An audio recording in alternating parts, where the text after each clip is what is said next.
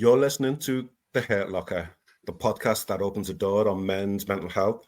And tonight's guest, we have Edward Tripp. Edward, welcome to The Hurt Locker. Hello. Good to see you. How are you?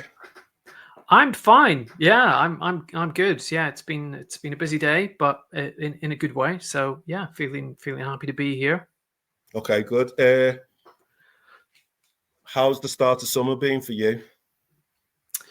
It's been good. It's been fine. I've been gigging quite a lot, doing a lot of festivals and things. So it was the sort of summer festival time, I suppose. So it's been busy. Yeah, done some new gigs, been to some new places, met some new people. So yeah, it's a good start to the summer. I'm having a bit of a break now, but gearing up to a tour in the autumn. So I'm on a kind of a bit of a pause at the moment.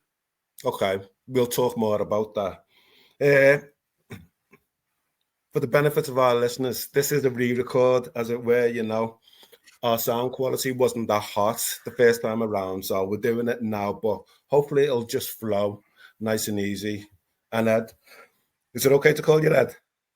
Yeah, you can call me Ed. That's absolutely fine. Okay. Thanks for taking the time out to be on The Hurt Locker.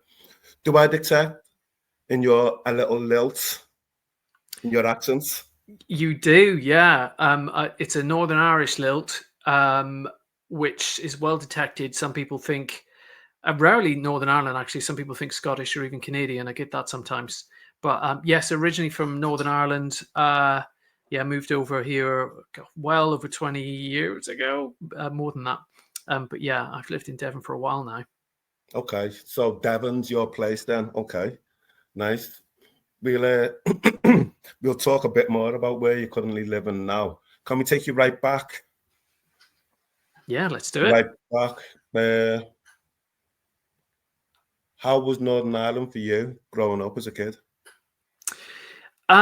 Northern Ireland that's a really interesting question. I mean, personally, growing up in Northern Ireland, it didn't really become a massive topic of discussion for me until I actually left Northern Ireland, which might sound a bit odd, but I came over to study at Plymouth University many years ago, 99 to 2001.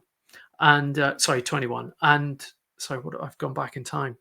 Sorry, scrub that. When did I go to university? 98 to 2001. Okay.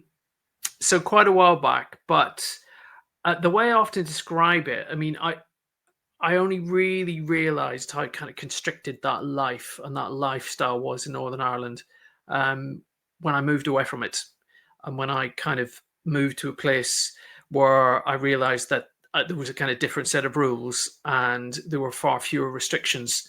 And I think to live that was a bit of a shock, actually. And I think only when I experienced those sorts of freedoms, I realized how restricted things used to be.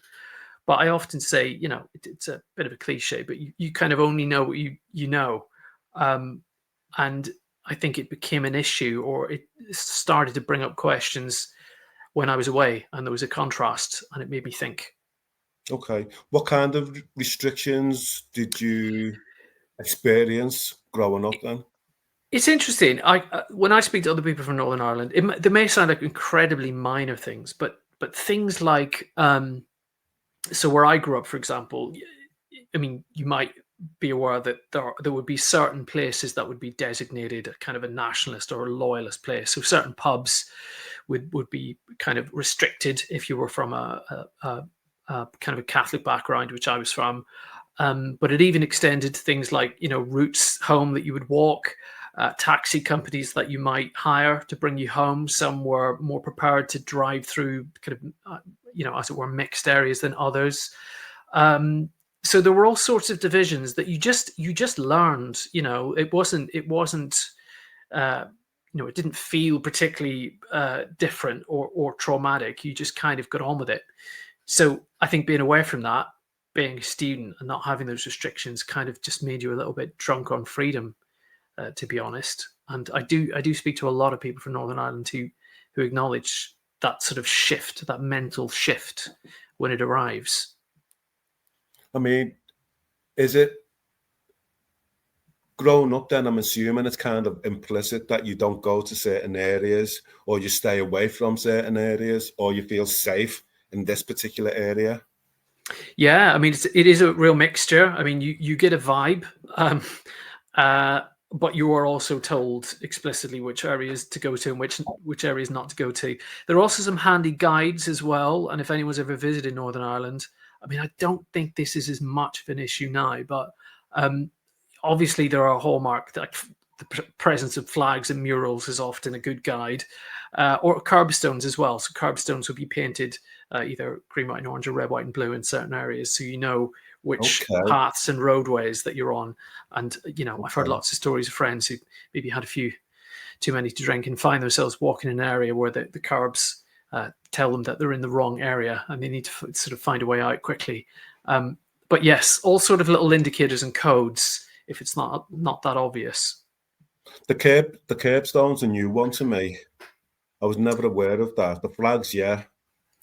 Yeah. The curbstones, it's an interesting one. Like I said, I don't see them as often, so every now and again I'll go back and I'll see them, or I'll kind of take note. But that would tend to be more in slightly more, I suppose, areas that were less built up. So if it was less obvious where you were on the edges of sort of housing estates and things, that would often act as a guide. Tell me, raised a Catholic. Yeah. Was your faith important to you? Oh, crikey. That's a good question. I mean, I'm using the term raise a Catholic quite carefully. I mean, I don't practice a religion. I mean, I would say probably growing up, I was, I would say that I was quite devout, I suppose. And there are definitely there's some elements of growing up in quite a kind of faith-driven culture that, I did appreciate. And I mean, there are certain elements that I kind of I'm thankful for. There's a certain, reliance on sort of structure and, having a rhythm to your life and routine. Also very open, constant. This is a very Catholic thing as well, but always very open and constant conversations around death and mortality. A very kind of open, and Honestly. Constantly, and it's expressed in loads of different ways. I mean, Catholic churches are quite, lots and lots of imagery of suffering. Jesus in various states of suffering, but also the culture of going to wakes as well and funerals and open coffin worship, and Catholics would, an Irish Catholic wake would be quite a lively thing as well. Yes. I often joke that I've probably seen more dead bodies than the average person, just in terms of kind of open casket celebrations before funerals and things. So that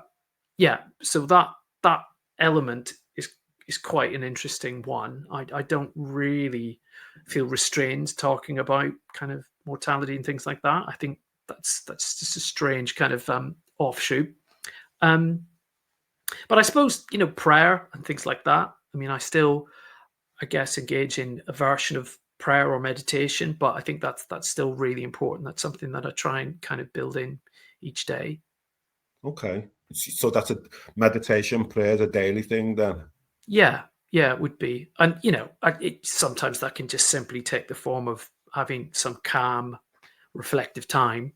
But that's sort of built into the way of structuring your day. So, yeah. Tim's just put in the chat, Catholic, that phrase comes back to me. Catholic, yeah. I know we talked about this with the first recording, but that's a phrase my wife has coined. I've actually written a poem with that title in it. But can you recite it? Can I recite it? Oh, I could probably recite bits of it, but the title of the poem is Catholicism, just for clarity. So that's kind of, that refers to me liking to talk about, clearly, growing up in a faith-based culture, but not actually worshipping in the same way. But yeah, I guess that's what that phrase covers. Cool. a bit controversial, this question, or possibly. No, let me just say this one. I always find it interesting, and you spoke about that death would be part and parcel of conversations, and I always find it interesting that we're here because of intimacy. We're all going to die, yet they appear to be sex and death appear to be the two taboo subjects, unless you're from Ireland, as it were. Yes, I could relate to that expression for sure.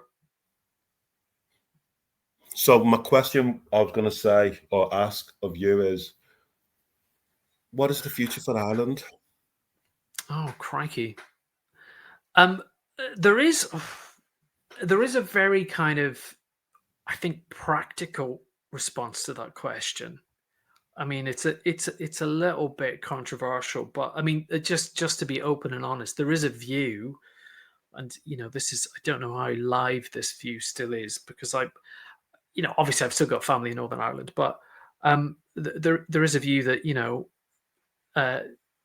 there will be a time when there will be another vote, and that this is the idea, isn't it? That if enough of the population in Northern Ireland want to have a vote on independence, that they can have that if enough people do want it. And there is a feeling that might be inevitable, given the way things are shifting politically. So I think that might be an interesting thing to observe. I personally, I mean, it's an interesting one. I mean, I think it's been interesting to watch how much Northern Ireland has changed in terms of opportunities and in terms of its development and employment. Growing up where I grew up, it was there were definitely still issues and problems with terrorism. This was pre-Good Friday Agreement, Yes. and there were definitely far fewer opportunities. So I think given that there are more opportunities for people to do different things, get a job, improve themselves, I think that generationally, younger people will be more interested in doing that than in getting embroiled in historic arguments over kind of land and territory and things like that. So we shall see. We shall see how that goes. But I do admit that I did kind of find those sort of circular arguments about territory, religion, culture just a bit exhausting. And I don't mean that in a disrespectful way to kind of family and friends who still live in Northern Ireland, but I did definitely, with me, it reached a point where I just needed to kind of experience different things. And I can echo that. When I was in Belfast earlier this year and again last year, I got a sense from the younger people that they didn't have an appetite for any type of violence, whatever side of the divide they were on, and that they wanted to be more progressive in the thoughts moving forward for their country, etc. Yeah, indeed. And yeah, let's see where it goes. I mean, I think there are still obviously big challenges ahead, and I am hopeful. I mean, ultimately, I am hopeful. Also, because I still have family in Northern Ireland, I want things to go really well. But it's it's an ongoing debate, but one that I'm hopeful about. In terms of opportunities, is there still that case of, say, profiling depending on religion when people go for jobs, etc., or is that pared back now? More noticeably, I mean, my impression is that is pared back now. I mean, I definitely kind of grew up with those stories, and I mean that absolutely was a thing that happened. And I think that a lot more is coming out now that people are sort of more open about talking about it, about that kind of profiling. But yes, there was definitely a feeling that certain businesses, in much the same way as I've just mentioned, there were restrictions around how people could, the businesses people could use, or the places they could move to. That definitely applied to businesses and employment too. But I think that's loosened up. Yeah, for sure. I'm just reminded of when I was in Cove in Cork, and I remember meeting a black guy there, and as what us black guys did, we'll acknowledge somebody even if we don't know them, you know. But as we started getting into a conversation, and I asked him where he was from, and he said he was from Sierra Leone. And I thought, wow, what's made you come here? And he said he came for peace. You know, he just wanted the peace. And I've noticed across Ireland as well, the increasing diversity that's there. How do you think Ireland's embraced that, or is embracing it? You know, it's another really, really interesting question. I would say it's a much more diverse place than it used to be. It is so interesting, though, to what I mean. I know there is a lot of kind of tension in some parts of Northern Ireland at the minute with concerns and anxieties around people from different countries, and there were some high-profile kind of riots Yes. around some people from other countries accused. I think things got out of control and things got very frenzied. I mean, there are still echoes of people who in my view, can't really leave that old way behind. You know, they are used to living in a kind of divided community. And I think when they have fewer opportunities, it's so easy to fall back into that mindset. It's so easy to fall back into those old patterns because, you know, they are used to growing up in that divided environment. So I think it's very easy to kind of, you know, trigger that quite quickly, quite rapidly, as we've seen. But I think there is an element of people not having quite moved on from how things used to be, and almost feeling, you know, that's part of their identity, I suppose, to kind of be, you know, suspicious about outsiders or to be paranoid about their status, you know, within a community, because it's already kind of quite damaged or quite fractured from what's happened in the past. Thank you for that. Tell me, recently we've seen a kneecap in the news. What are your thoughts on them? Weirdly, I thought that was going to come up today. I just had this feeling, and I've kind of followed a little bit. I followed a little bit about it. God, I've got a variety of views. I mean, firstly, when I did the Edinburgh Fringe last year, and I hadn't actually heard of them until last year, and I was doing a venue. It was there was my show that I did during the day, but I got sort of adopted by this other show that specialized in kind of Irish performers. And I went there every single day after my show, and they had Kneecap blaring out on the speakers into the street. And I think they were kind of using that music to filter the right people into the show, if you know what I mean. So Kneecap became the sort of anthem for Edinburgh. I mean, I like the music. I think they're very, very outspoken. I think one of the interests, and I'm not just saying this to sound neutral, but just to pick something quite relatively innocent, but I think it's so interesting the impact they're having on the Irish language. And I understand that the uptake and the interest in the Irish language and speaking Irish has soared because of their influence. And I just did not see that coming. That really was the last thing I thought would emerge culturally. I mean, clearly they're dealing with some incredibly politically volatile themes and ideas. And without sort of starting an even bigger debate, I mean, my view is provocative musicians, you know, you look at sort of punk music. I mean, that was always kind of the function of that music, to be provocative and to, you know, stand up to authority. So in some ways, I don't think that's really changed. I don't think that's a new thing. Well, that's just what I think anyway. Okay. Do you think that they're a force for good? I think it really does. It really does depend on your perspective.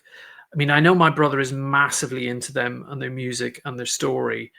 I haven't really followed them that much. People have repeatedly told me that I need to watch the film for various reasons. I haven't seen the film. But I think, definitely what they're talking about at the minute politically is stuff that needs to be talked about. And I think, they're not letting go of their views. And I think they're certainly keeping things afloat in terms of that discussion. But I don't know a huge amount about them as a band and where they're from. But I do want to watch the film. Maybe I might be more enlightened after that. Yes. One point you mentioned there in terms an upsurge in terms of the Irish language. What's your Irish like? Awful. I mean, I don't. I mean, it was one of those languages we did have to. We're taught Irish at school. I mean, it was kind of compulsory. But again, I think that was quite a sort of a very blatantly kind of political thing. So there wasn't much in the same way that kids these days for the GCSEs they're forced to either learn French or German or something. It was either Irish or Irish if you were from a Catholic school. But I don't know. I kind of resisted a bit just because it was being kind of shoved at me. But I think that's just a normal teenage thing to do, isn't it? A bit, just to reject what you're being told to do. Well, I guess you're going to have to subscribe to Duolingo then, aren't you? Quite possibly, yeah. Can I ask,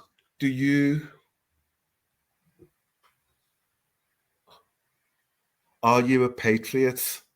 Whatever that means. Am I a patriot? Oh my goodness. I'm very proud of where I'm from. Definitely very proud of where I'm from. And I would say that for me, it's more coming from I did come from an incredibly working class family culturally. And, I kind of did the 11 plus and the uni thing. And I just really, really focused and knuckled down on what I wanted to do and where I wanted to be. I probably would have said, if I was in my kind of late teens, early 20s, I wasn't patriotic in the slightest and kind of couldn't wait to get out of that environment. I'd say with the benefit of age and maybe more maturity, I'm a lot easier on that. I mean, I will go home whenever there's me referring it to as home. Isn't that interesting? That's but whenever I do go back to Northern Ireland, I do feel like I'm sort of kind of walking around a museum in a way that I'm not really part of it, that I'm just sort of looking back at it. My siblings sometimes will do this, actually. We'll go back, visit family, and then go back to where we grew up and sort of walk around a bit like tourists, just slightly detached and sort of fascinated by everything. But no, what like I say, when I left Northern Ireland, it was a slightly, the actual departure going to university was quite a traumatic time in itself. So I would say around that time, I just couldn't wait to go and start something new. Okay. Republic of Ireland play Northern Ireland in the World Cup final. Who do you support? I mean, I would have to say Northern Ireland, I suppose. Crikey. It's so interesting because I just know within my broader family, and I've got a massive family. I mean, that question could elicit all sorts of different responses. It's such a loaded question, isn't it? But I suppose I would have to recognize that. I mean, and it's interesting on my, someone asked me recently that why on my profile on social media I describe myself as a Northern Irish poet and not as an Irish stand-up poet. And it was a really good question because I didn't actually have a very straight answer to it. I think it's probably because I do touch a bit on kind of politics and where I'm from when I perform. So I think adding Northern to the Northern Irish bit just provokes a bit of debate or a bit of discussion. Oh, he's from Northern Ireland, is he? I wonder why he specified that. Yeah. So I think I probably do that just to be a bit provocative, I suppose. Interestingly, though, my passport is up for renewal, and for the first time, I have a choice of whether to, because at the minute I've got a British passport because I'm lazy and I've never changed it, but I get to choose now whether I have an Irish passport or whether I have dual citizenship, which I can do. So I have to make that decision. Where are you leaning to? I think, do you know what? I'm leaning towards having two passports, having a British passport and an Irish passport. I kind of want to also get this process in motion for my kids. I want them to have Irish passports. I want them to be European again. And I think that's the bit that I'm probably more interested in, Yes. in being identified as European again. That was a bit gut-wrenching when that all happened. Course. Of course. Yeah, but it would actually technically mean that because my children can apply for an Irish passport because of the edict of the Good Friday Agreement, means my wife can't have one. So there's a different division. No, well, she would have to. There are certain conditions attached. I think she would have to live in Ireland for a certain number of years to qualify for one. So there are certain loops that she would have to kind of jump through.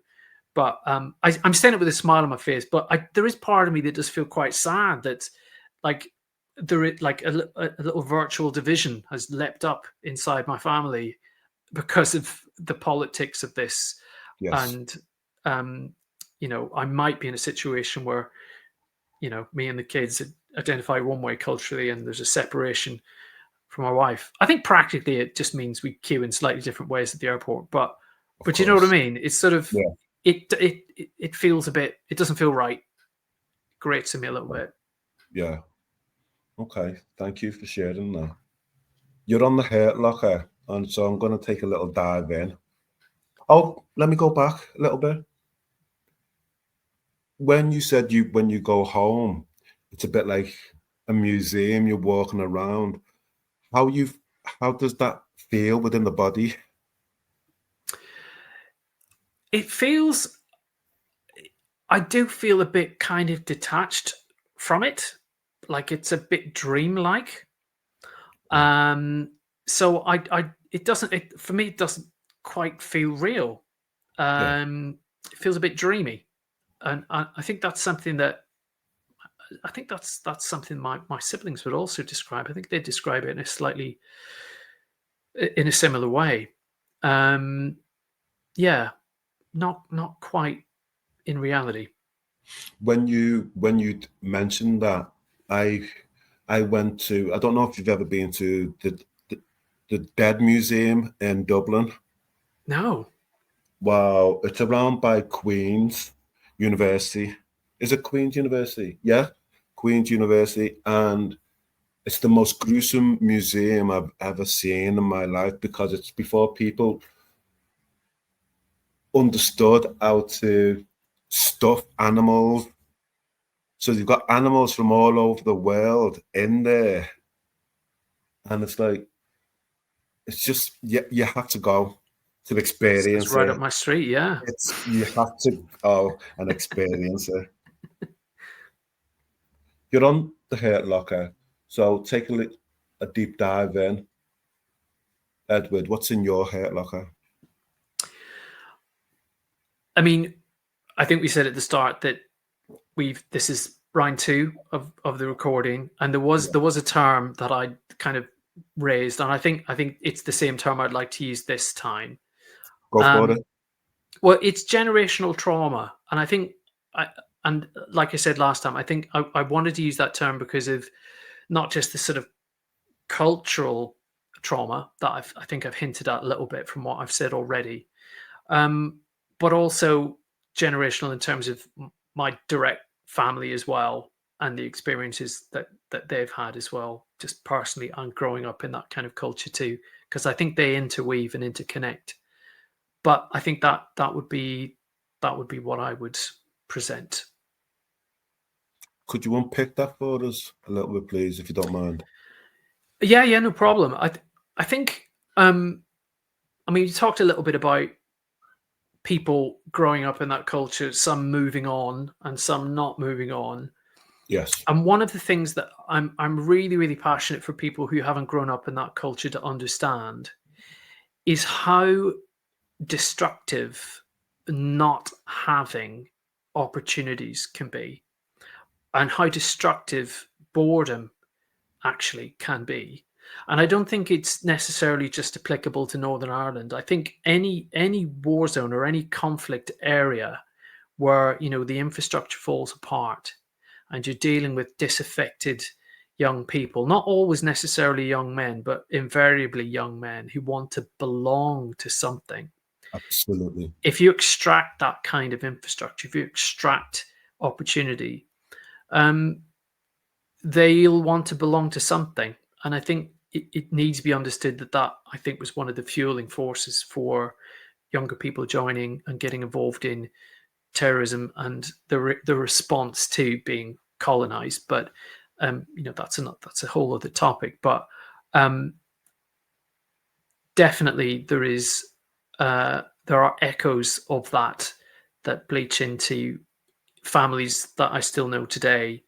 And I did talk about last time that, you know, the number of young men, particularly young men who would have been my age, friends of mine growing up, who sadly have taken their own lives. I used to hang around with a sort of a posse of 6 or 7 friends, and, you know, 3 of them have been affected by suicide. 1 attempt, 2 successful attempts, which sounds perverse, but they would have been my age now. And I think what kind of connects them is the fact that they perhaps didn't, for various reasons, move away from that culture, but also I think they were connected to a kind of generational trauma in terms of where they grew up, and there's lots of unhealed pain that I think fuels those feelings. And I think that statistics, sadly, for particularly young men and suicide in Northern Ireland is pretty extraordinary. I think it is still one of the worst, if not the worst, areas in the UK at present.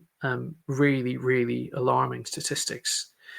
So I do reflect on that sometimes. I mean, you know, there's always the question of where I would be, or, you know, how I would feel if I hadn't moved to a different place or kind of extracted myself from, you know, where I grew up, how things would have been different. So, you know, those questions come back. I mean, when you've lost friends, you mentioned losing 2 friends to suicide. How have you reflected that internally for yourself?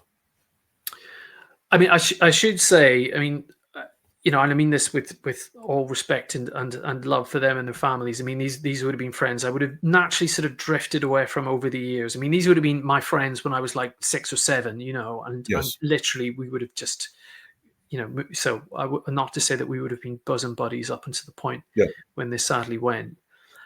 But in terms of how I kind of reflect on it, I mean, I guess,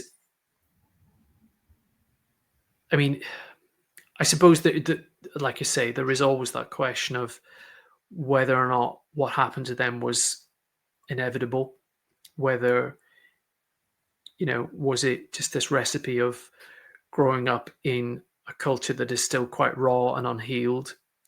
How much of what happened to them was a result of them, you know, feeling like they didn't have, you know, opportunities or didn't have a kind of Disenfranchised. choices? Yeah, disenfranchised, absolutely. Completely disenfranchised through no fault of their own. So yeah, that those queries can rear up, and Do you feel kind of guilty in a way, being removed from? yeah, I mean, I'd say so, and I'm kind of, I mean, my brother definitely was much closer to certainly one of our friends. I mean, he would have been a joint friend, and he did go back, and he did connect with the family again, and you know, I kind of every now and again think, oh, should I have been part of that? So I kind of, there is an element of that, you know, I do reflect on every now and again. But yeah, I think the other reason it sort of hits me is because, whenever we would have been friends, it would have been around the time, because I've got a young teenage son. It probably would have been around the time when I was his age. So I don't know, just seeing your kids grow up, you kind of are forced to reflect on how you were doing things at their age, and you kind of do find yourself saying to your kids, when I was your age, I was doing this, that, and the other. So I think that fuels it a little bit as well. You're kind of constantly reflecting on how you grew up when you're trying to kind of help your kids grow up. Do you talk to your son about your experiences, your lived experiences? I do, yeah. I have a daughter too, who's at university, and she's probably more curious, more interested in than my son, just because she's studying sociology. But I do speak very openly and very freely with them. I talk about things that happened when I was growing up, and I mean, there were my hometown was Lurgan was pretty much flattened in 1992 by a very large bomb, and there are definitely people, friends of friends who were murdered as well, and sometimes I share those stories with them when they ask questions, when they're curious. I think, to be honest with you, I think that they're almost as shocked, and it sounds like I'm probably joking here, but they're almost as shocked to hear things like, I mean, literally how I would spend my time pre-social media and mobile phones. It makes me sound so old, but when I talk to them about, literally disappearing for a day on my bike, of the weekend, and not being in contact with parents until the end of the day. I mean, they're almost as shocked by that than the other details that I share with them.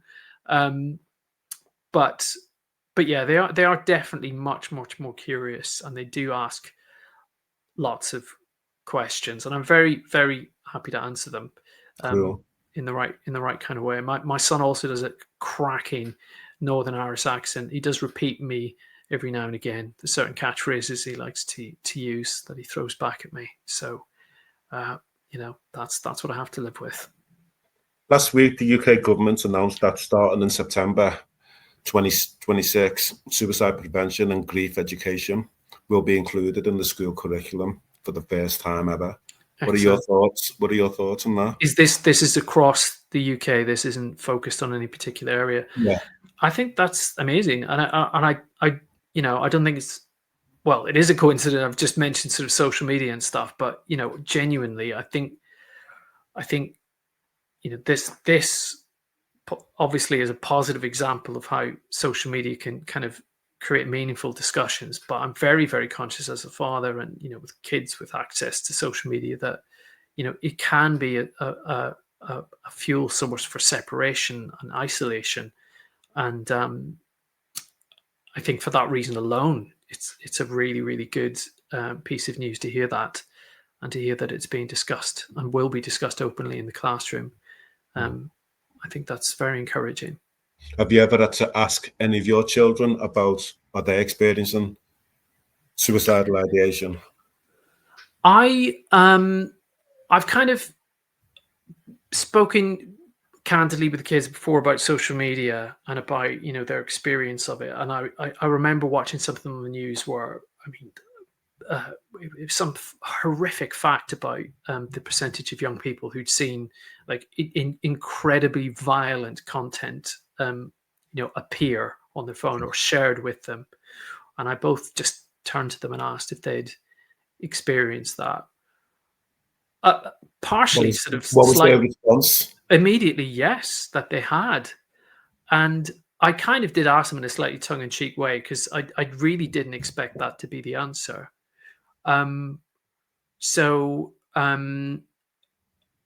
Yeah, I was shocked that was the response, and that I didn't see that coming. So, I do make sure to kind of ask them and keep checking in with them.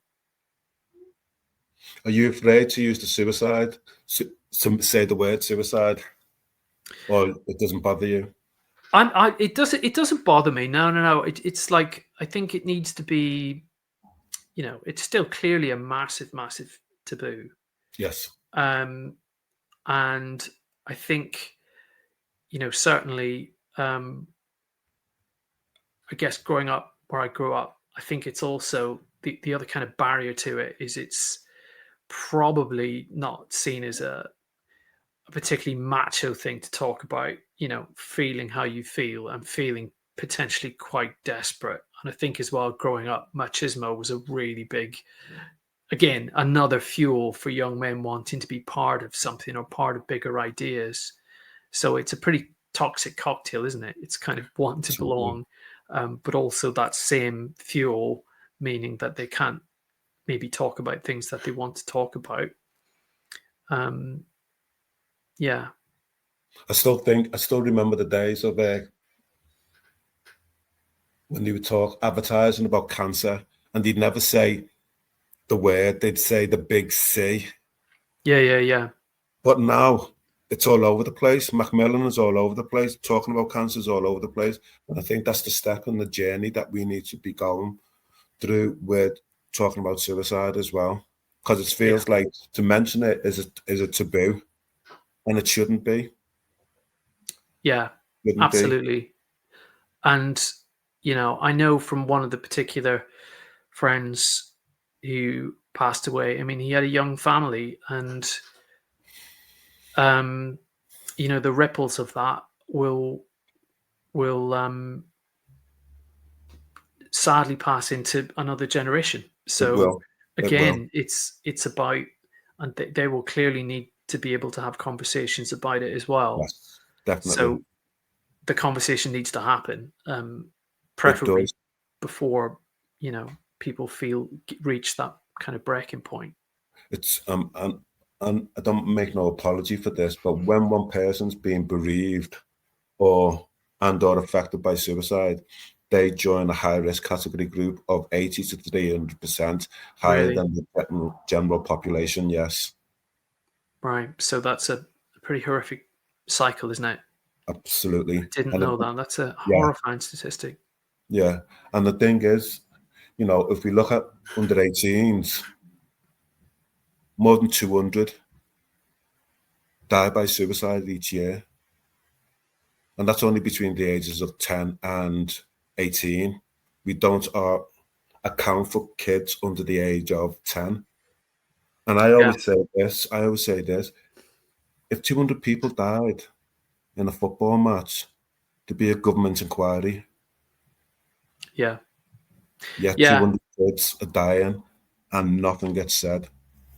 Absolutely. They're just, I mean, it's almost like, yeah, they are dying, but I mean, the build up to that is almost like a slower kind of process. It's like death in slow motion, isn't it? Yes. And it's just looking out for those signs and Yes. opening up that conversation as Yeah. well. I'm really, I know that this is something that you've just mentioned, but really pleased that discussions about suicide and mental health will feature more in the curriculum, because I think the irony as well with so many, particularly younger people who might be feeling at that kind of breaking point, is that talking about things with actual human beings is kind of the opposite of what social media is fueling, really, isn't it? Because it's fueling more insular thought and kind of isolating you from other people. And I think that's definitely one of the ingredients for people becoming more and more isolated and insular, isn't it? You mentioned transgenerational trauma, and I was with my son and I was listening to his tunes yesterday, and he's not into rap, but I heard this lyric, and the lyric was about a guy who was just freestyling, and he said, "We didn't invent rap. Society invented rap, and we just reflected our experiences of our life." And I thought, wow, that's powerful. That's Yeah. powerful. And I think, you spoke about isolation with social media and all that. It was originally everybody thought that it was about coming together, but it's fragmented societies, it's fragmented communities. It stopped people, particularly the younger generation, in my opinion, from being able to have eyeball to eyeball Yeah. conversations. You know, Yeah. it stopped people from learning how to flirt. Just It basic as yeah, that. it's really, really interesting. Yeah, I kind of, and also, I suppose being creative and being playful and being kind of out in the open as well. Yes. And I think, I was reading some horrible statistics about, kids not engaging in creative play anymore, and how that is kind of fueling more and more anxiety and a kind of an inability to connect with people. And I think, social media thinks it's kind of helping with that, but in actual fact, yeah, it's not. And I think people clearly, the algorithms can help you find particular tribes who believe particular things, but they might not all necessarily be helpful things or add to the debate. It's true. I mean, I've got loads of stuff from our previous conversation that I thought we were going to be able to talk about, but this conversation's took a different steer, as it were. Can I ask? You mentioned about experiencing a few things, and I'm reminded of our previous conversation. And you said it today. You couldn't wait to get out. Yeah. You couldn't wait to get out. So whenever I did leave for uni, it was a kind of a double whammy for me. I mean, the decision to, I was looking at lots of different universities. Plymouth was one of them. There was, I was looking at Belfast, Dublin. But I was kind of, I suppose, pushed in the direction of leaving and going to Plymouth and coming to Devon eventually, because of a particular summer that I had. And I think this kind of combines some of the things that we've mentioned. But I did have a girlfriend from a Protestant community, Protestant background, and it was during marching season, which will mean specific things to different people. But ultimately, it was a very heightened time, and she lived in a Protestant area, and some attention was shown on the fact that we were in a relationship, and I was kind of told in no uncertain terms that we couldn't connect. I couldn't kind of visit, and I wasn't welcome in certain parts of the city. And if I did, town where I grew up, and if I did breach that, I'd be in trouble. So I was effectively added to a list and kept under surveillance by a kind of a fringe organization. I never really got to the bottom of who it was, but I don't, and I should say I don't mean like killed. I mean probably beaten up Kneecaps. or kneecap, to use that that term again.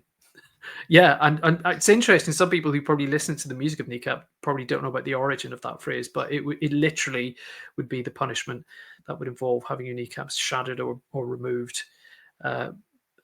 Usually having them, sort of be graphic, but like blown off by a gun, Yeah. back of the leg. Yeah. So I was kind of in that.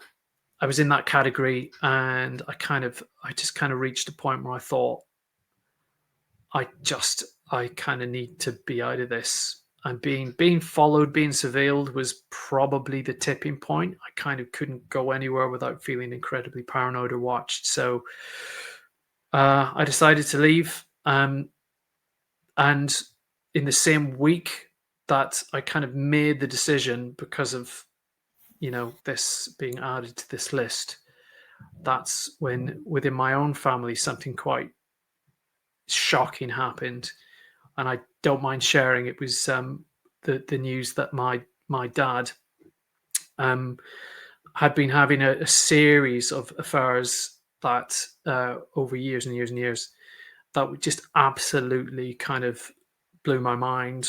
It really was the last thing that I thought was going to be revealed. I mean, there are elements of that story that I kind of probably not going to go into now because they're quite complex, and I know that some of my siblings are kind of dealing with it in slightly different ways and are at different stages of it. Yeah. But needless to say, someone who I thought I knew was not the person that I knew, and they've actually shown very, very little genuine remorse for what happened. So I don't know. Having one of those things in a week would be bad enough, but to have both, it kind of almost fused together. I use the term generational trauma. I mean, literally trauma within the family, trauma within the community. I thought, I'm out of here, and left for university, and just experienced a different kind of world.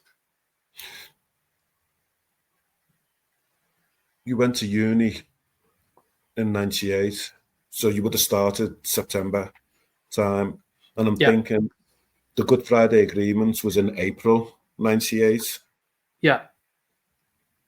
Can you recall back in April how you felt at that time about or its significance? To be honest, I kind of didn't feel much. there is just because, and I don't mean that to sound kind of horrible, but I kind of, again, having lived in that environment, you just have this inbuilt cynicism about any kind of decision. I'm not saying, it was just me. I'm pretty sure that would have been, there's a sort of we'll believe it when we see it type mentality. Absolutely. But for me, actually, it was what happened in August of 98, and that was actually the Oma bombing. I'm pretty sure it was then. Okay. Apologies if I got that date wrong, which was the worst atrocity in terms of death toll. And that was literally at the point where I was leaving for university. So, you've had the events I've just described, and then this, which again was, the timing of it was unbelievable. But if there was a sort of a kind of a force that pushed me even faster, then it was probably that. But yes. again, Tim's just confirmed you were right, 15th of August. Yeah, so that would have been literally as I was kind of packing up. But again, the feelings of guilt that came with that too. I've kind of got an escape plan, and then this happens. And then you're flooded with all those what if questions, and yes. the people connected to what happened, because everyone knew someone connected to someone connected to someone who passed away. So yeah, heavy. It was a heavy time. I can imagine, but at the same time, coming to the UK, going to university, how did you acclimatise to that? In fact, did you acclimatise straight away in that first year? Not really. I went a bit wild, Yankee, to be honest with you. I had 3 years in Plymouth Uni. I studied fine art and just had the time of my life. It was great fun. Like you're saying that with a little smile on your face. It was honestly, the contrast was so huge. I am literally just reflecting, but I was just back in Plymouth there for a second. What's the first thing that came to your mind then? It was kind of just the chaos of moving into a big shared house that was full of people, but not my family. I had I'm one of 6 kids, so I've kind of went from one slightly crazy house to another one, but just a very different atmosphere. I met Becky as well, who is now my wife, but we met whenever I went to university as well. And yeah, there's just some brilliant memories of that transition that I hold and reflect back on a lot. Did you feel much palpably safer? It took a while. It did take a while, definitely. There was definitely a period where I kind of thought, there was still an element of looking over your shoulder, because that wasn't actually that far away from that thing I mentioned about being sort of on the list. So, there was an element of me thinking, am I still under surveillance? But that did leave eventually. That kind of feeling of paranoia did sort of drift away gradually as I kind of got stuck into things. And but yeah, quickly readjusted, I think. You mentioned previously about family members coming to live close to where you live now. Yeah. What's that been like for you, being the frontiersman, as it were? It's quite nice actually. So I've got 4 sisters and 1 brother, and literally there was a period when one of my sisters came to visit, and she literally just never went home. My brother then came to visit. Exactly the same thing happened. He got into a relationship and just stayed, and so did my other sister. And then a little bit further along the line, one of my other sisters came and studied fine art at the uni I'd come to as well. She also stayed. So at the moment, it's really sweet because I got a brother in Bristol, a sister in Plymouth, and another sister quite close by in Devon. So yeah, a little network kind of formed gradually over the years, where literally half my family kind of are in kind of throwing distance, and the other half are back in sort of Belfast direction. But that, yeah, it's quite pleasing that it sort of it worked out that way. You mentioned that your father's perhaps not showing any signs of remorse and that. Tell me about your mum. I think whenever all of the revelations came to the surface, I think we all just developed, and I think I'm probably confident in saying this on behalf of our siblings. We just developed just a newfound respect for my mom, and like everything that then became revealed about everything that she'd been through.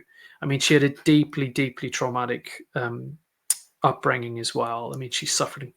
I mean, it's probably another podcast's worth of discussion. To be honest, it's horrendous kind of psychological and sexual abuse that she suffered, literally from all throughout her childhood. So for her to then experience this, it's sort of round 2 of betrayal and trauma, was so tragic. But my mum is amazingly strong. She's definitely a survivor. She's incredibly sort of persistent, and she's got a real drive, and I think we all see that in her. She's also an incredibly witty and funny lady, and kind of does, she does see the funny side of things. We did chat on the phone a couple of times a week, and I do joke that I've got this little notepad beside the phone. I really do. I mean, there's some absolute gold that she comes out with. But yeah, she's an incredible lady. She's been through an unbelievable amount. And again, it almost feels like I'm deliberately hooking it back to the overarching trauma theme. But I think we could definitely all learn some lessons from the life that she's lived. But like I said, I think that's probably another story. I would love to have you back on for that story. Yeah, I think that would be. Yeah, she has a very unique story. You know what I'm thinking as well? I'm thinking through discussions, and may even be quite cathartic for you as well. I'd love to. Yeah, absolutely love to. I've really enjoyed this. I think anything that continues the discussion would be very welcome. It's easy for me to ask this question because, and you know the answer to it as well. But I'm going to pause now and then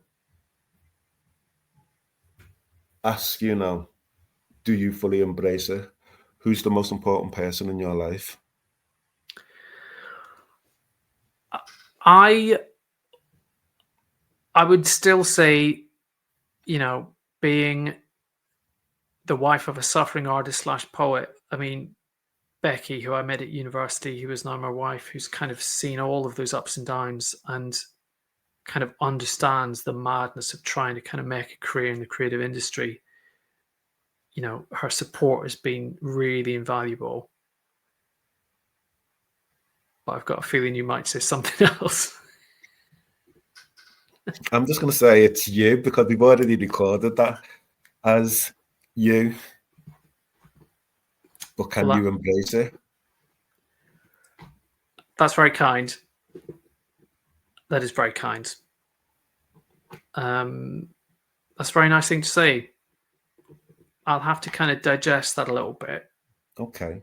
I'll let you digest it until the next time we get together. Got a question from Damien, listener. He says, "Now you're an invader." Right.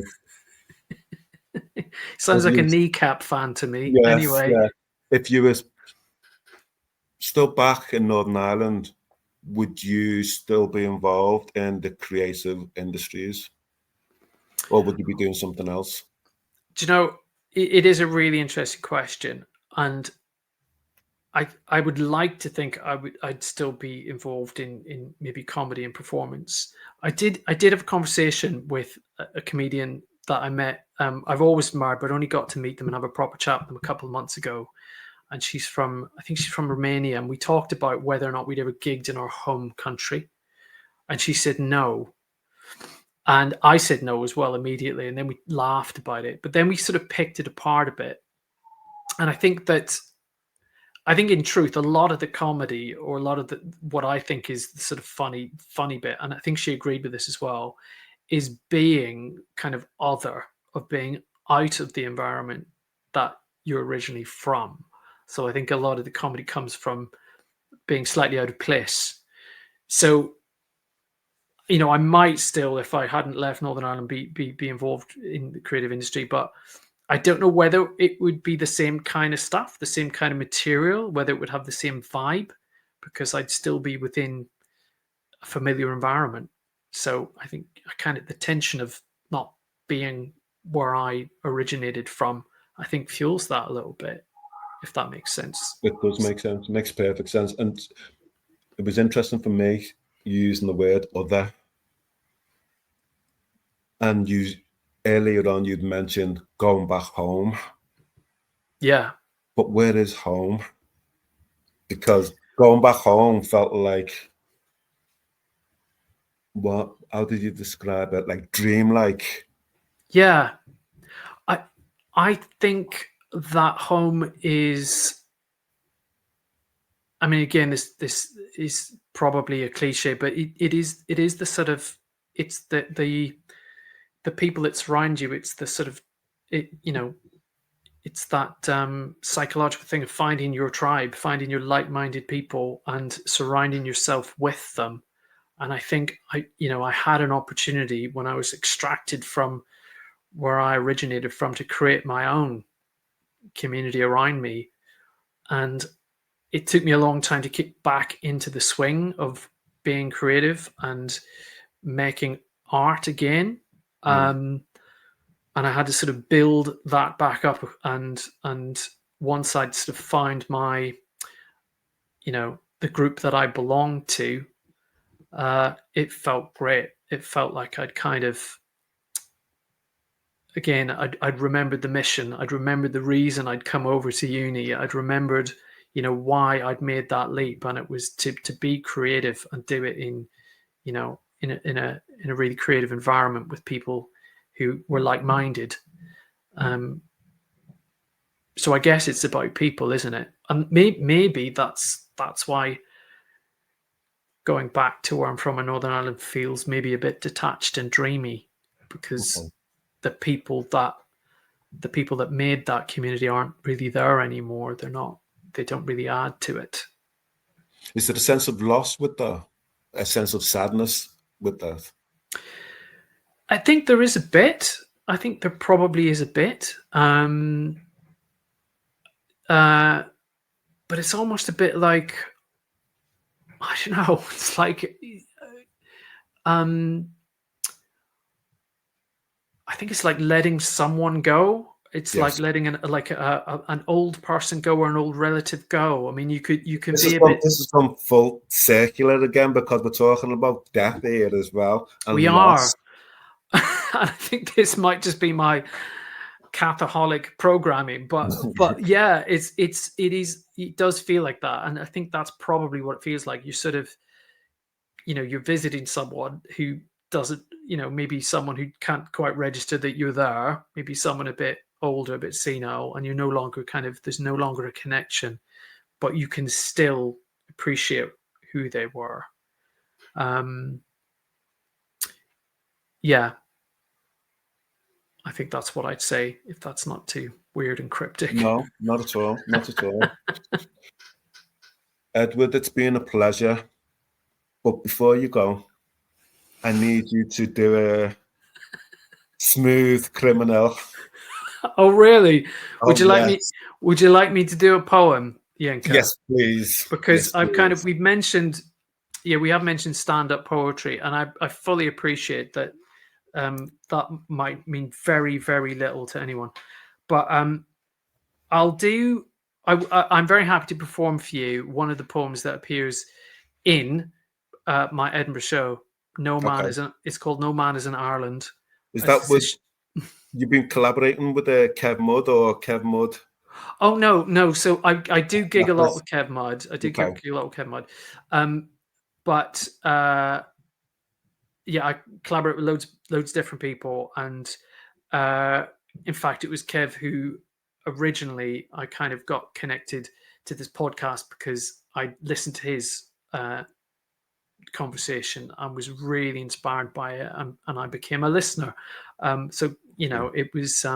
But yeah, it's nice to give Kev a mention because he's a nice guy, and I gig with him. I do gig with him a lot. We're in a similar kind of orbit of gigs. Okay. But mention it again, that play on words. No Man Is in Ireland. No Man Is in Ireland is the name of Ireland, not Ireland, Ireland. And that's the name of my first book of poems, but also the name of the tour that I've been doing since Edinburgh, last year, and I'm doing again this autumn. So will I read you a poem from that? Please do. I'll do something short. Just because a lot of my stuff is quite rambly and dramatic, and I do in character. And most people who've seen me will know that this is not the Edward Tripp that appears on stage. Absolutely. So that's a very, very important thing to say. I mean, quite interestingly, this one, Yinka, is also about death. Yeah, of course it is. So, so this is my tribute to Auntie Annabelle. And I did recite this at her funeral because Auntie Annabelle Yenka had the perfect life, but also the perfect death. Okay? So that features in the poem. And it's simply called Auntie Annabelle. The one thing, though, you need to remember about Auntie Annabelle is that she was a massive, massive Michael Jackson fan. Okay? Okay, it goes like this. Auntie Annabelle loved the King of Pop. Despite the allegations, her love didn't stop. Such a kind, gentle soul, she'd often say, until the day she died. Her death was sublime. Her timing was too, as she lay on the floor of the care home loo. Those fateful last words she heard that day came from Michael, her nurse, as she heard him say, Annie, are you okay? Annie, are you okay? Are you okay, Annie? So that's the kind of vibe of the show. I think that probably sums up the level of maturity that people would experience. Well, even though. So where can people see you? So if they want to see me, so the actual next gig I have, bizarrely, is on the Isles of Scilly in 2 weeks. I'm doing it's called the Scilly Festival, and I think it's on oh crikey, I don't have the dates. I think it's from the 16th to the 18th, and I feature somewhere in there if people want to go on a boat. But if they don't want to do that and they want to see the autumn tour, to be honest with you, quite a few of the dates are floating and haven't been settled yet, but I'm probably going to do about 8 or 9 different venues. But the best thing to do is if people don't follow me on Instagram, maybe consider that, because I'll do a little tour poster quite soon to show off all of the dates for the autumn tour. That would probably be the easiest way. How soon will you do that? Because this podcast will probably go out the 5th of August. Oh, no, this won't happen until September. So, yeah, there's definitely time. It'll be from September till November. I mean, the dates. When will people get to know? Oh yeah. Oh, that's a good question. It should be shortly after the podcast, if not maybe a week or so after. But Okay. yeah. Okay. Cool. We'll help wherever we can. Oh, thank you so much, Edward, Tripp, you've been gracious with your time, your lived experiences, and it's been boss to have you on the Hurt Locker. And hopefully, when you're less busy, we can have a part 3 to this. I'd like that. Yeah, You know, that'd be loads of fun. thank you so much. Thank you. This has been great. You've been listening to the Hurt Locker, and that's a wrap, Tim. Thank you for watching. Remember, you are not alone. If you or someone you care about is struggling with their mental health, please see the contact information in this episode's description for further support.